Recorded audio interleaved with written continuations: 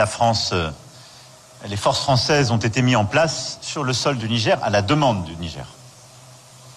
Et nous sommes là pour lutter contre le terrorisme à la demande du Niger et de ses instances démocratiquement élues, à savoir le président Bazoum, son gouvernement et son Parlement. Nous avons d'ailleurs eu une action efficace qui a drastiquement réduit les attaques terroristes sur le sol du Niger, et nous l'avons fait au prix de la vie de plusieurs soldats français, et j'ai une pensée pour la mémoire de ces derniers et de leurs familles à chaque fois que j'évoque ce sujet. Un coup d'État depuis juillet dernier retient en otage un président démocratiquement élu. La France a une position simple, nous le condamnons, nous demandons la libération du président Bazoum et la restauration de l'ordre constitutionnel, et nous ne reconnaissons aucune légitimité aux déclarations des putschistes, puisque le président Bazoum n'a pas renoncé à son pouvoir. Et donc, si nous redéployons quoi que ce soit, je ne le ferai qu'à la demande du président Bazoum et en coordination avec lui. Pas avec des responsables qui aujourd'hui prennent en otage un président. Sur ce sujet, depuis le premier jour, la France se coordonne avec l'ensemble des présidents de la région et des chefs d'État et de gouvernement, et nous soutenons pleinement les positions de la CEDEAO. La CEDEAO a condamné ce putsch.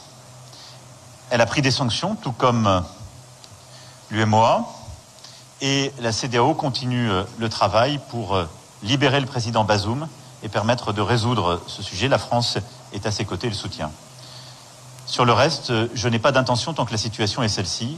Elle gèle en quelque sorte tout, puisque la seule personne avec qui nous avons à légitimement parler est le président Bazoum.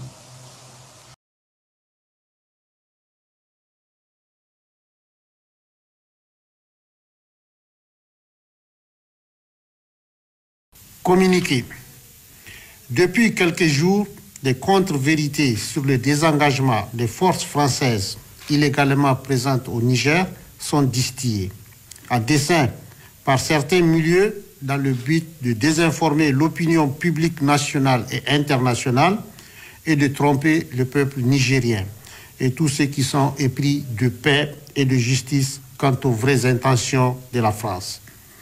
Le gouvernement de la République du Niger tient à donner les éléments de clarification suivants. Le 1er septembre 2023, le chef d'état-major des armées du Niger a reçu à Zender le commandant des forces françaises au Sahel pour discuter d'un plan de désengagement des capacités militaires françaises du Niger. Seulement, à la date d'aujourd'hui, aucun progrès n'a été enregistré quant à l'application du dit plan. À la vérité, il faut s'interroger sur la sincérité de l'annonce du plan de retrait français pour les raisons suivantes.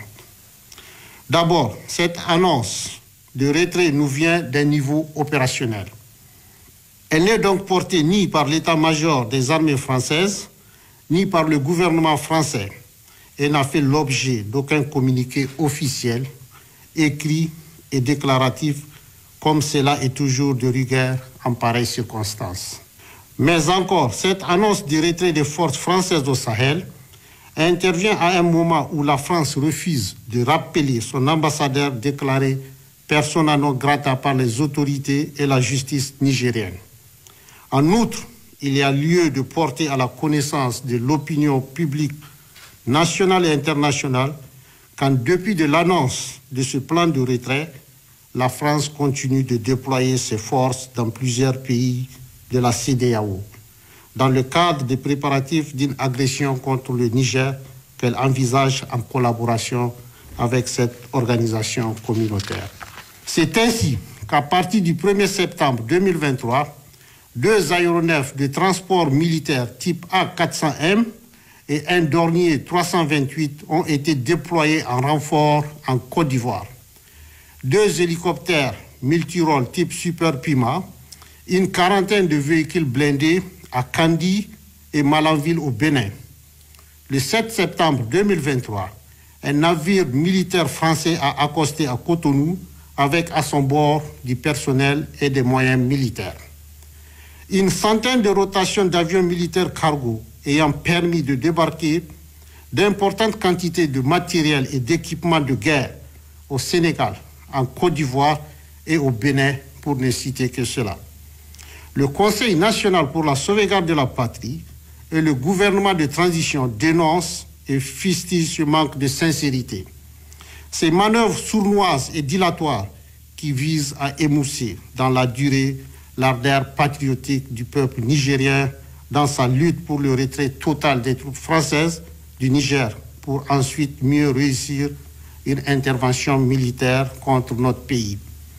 C'est pourquoi le Conseil national pour la sauvegarde de la patrie et le gouvernement de transition lancent un appel solennel au grand peuple du Niger à la vigilance et pour ne jamais se démobiliser jusqu'au départ inéluctable des troupes françaises de notre territoire, la terre de nos ancêtres.